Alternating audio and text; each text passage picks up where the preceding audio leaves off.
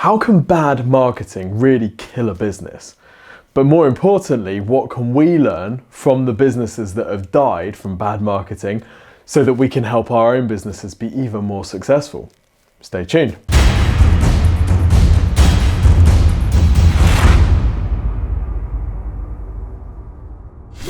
The most common reason that bad marketing will kill a business is because the marketing fails to communicate the reason the business exists.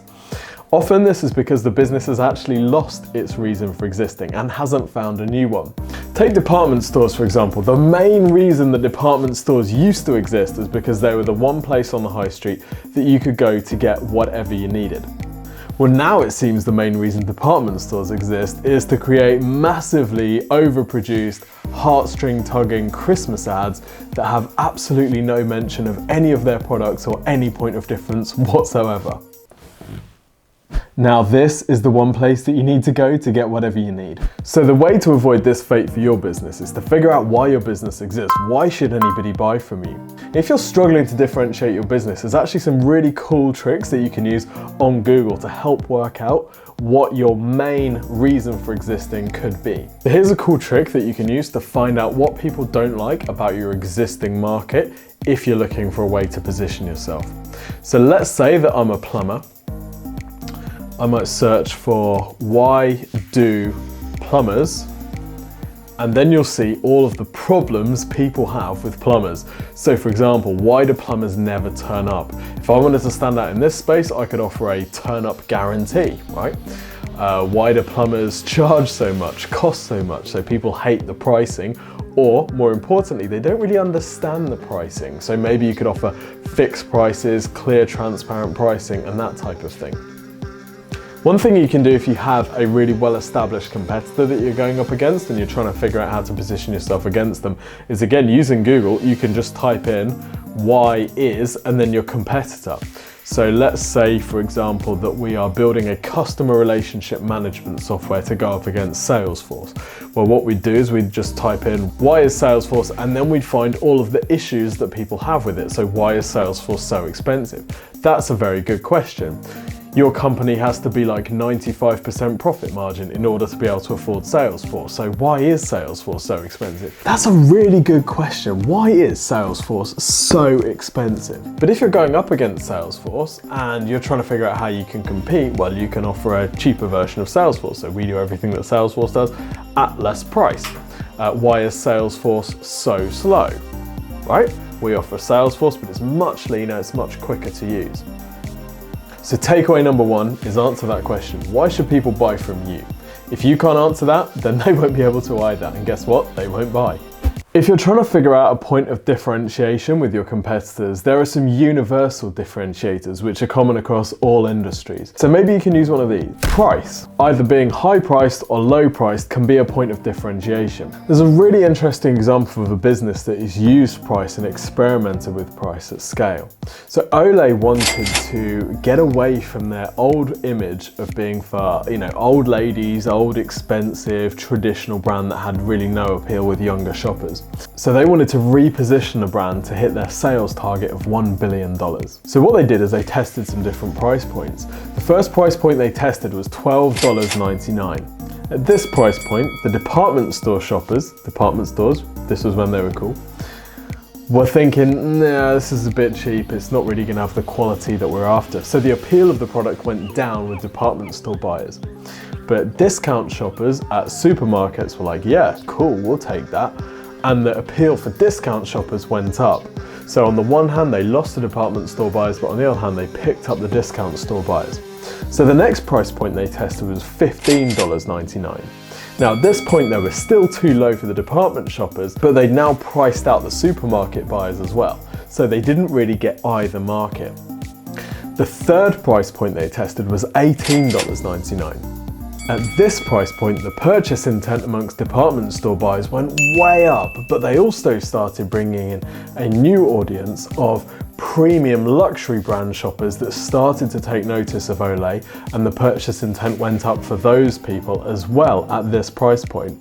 So by charging more for exactly the same product, from going from $12.99 to $18.99, they increased their sales significantly, and it helped them beat their $1 billion sales target by 2.5x. Another differentiation point is service. Now, service, you can have a very low touch service, making something feel completely commoditized, a little bit like Amazon, or you can have a very high touch, personalized, bespoke service. And if we look at transport, we see how businesses have started in either area.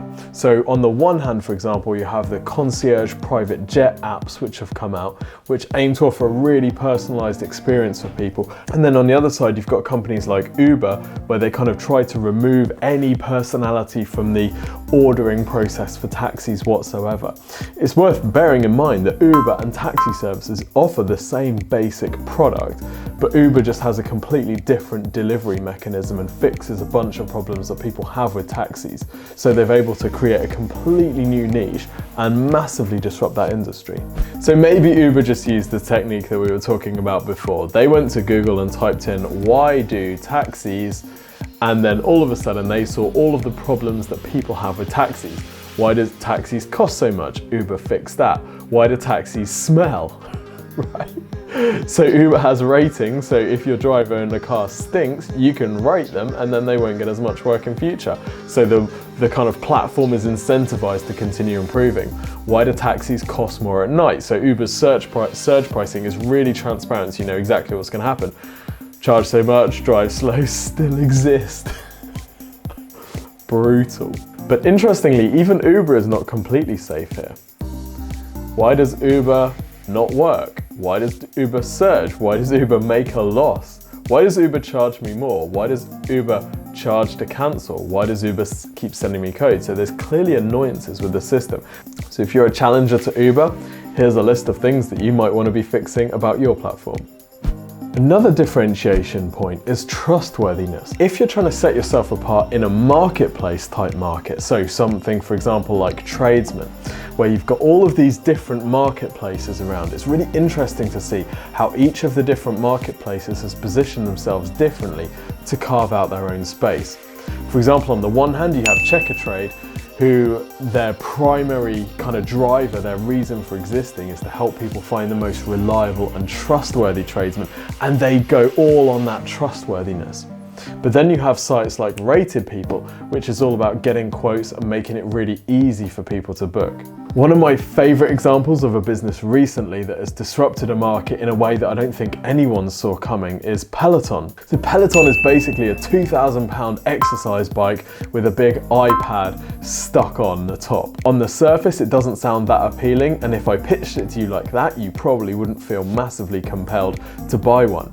But the skill of Peloton's marketing is that they haven't gone after the exercise bike market, they've gone after the boutique spinning studio market. And by positioning it as basically a boutique spin studio that you've got in your home that you can take live classes whenever you want, they moved it completely away from the commoditized low price exercise bike market, and they've put it instead into this spin studio bracket. Now, people are used to spending $200, $300 a month for membership to these boutique spin studios. So when Peloton comes along with a cheaper price offering at like £45 a month, these people are like, great, this is a cheaper thing, but it's the same and it's more convenient because I'm at home and I don't have to, come home in my sweaty clothes and have a shower. So they've taken themselves out of the market that they really should be in, which is an exercise bike at home, and they've put themselves over here with the boutique spin studios and said, right, actually, we're kind of that, but we're just a cheaper and better version of that. And it's completely genius because the people who are buying Peloton are that crowd. They're not this crowd. A lot of the businesses that have died at the expense of younger upstarts with better marketing have been caught napping because they've been focusing on their product and what they do rather than the problem that they're solving for the customer. Everybody always uses Kodak in these examples, but it's a classic case. They focused on film and camera because that's what they'd always been. They'd been a manufacturing company rather than helping people take photos. Then you've got companies like Blockbuster, which focused on video stores, rather than thinking, how can we help our customers watch movies? And then a company like Netflix comes along with a completely clear perspective, none of the kind of baggage that Blockbuster had from having all of these physical video stores, thinks about the solution in a completely new way and totally obliterates the video store market. And this is why disruption in an industry usually comes from outside, because it's a new company thinking, okay, let's have a completely different approach to this particular solution. So you can take this approach too. The best way to make sure through your marketing that your business doesn't die is to every so often go back and ask yourself, forget about what we're offering, what's the perfect solution for our customer? What's the one thing that we can offer this market where the customer will say, yes, finally. If you can offer that, you'll never have to worry about being killed by bad marketing.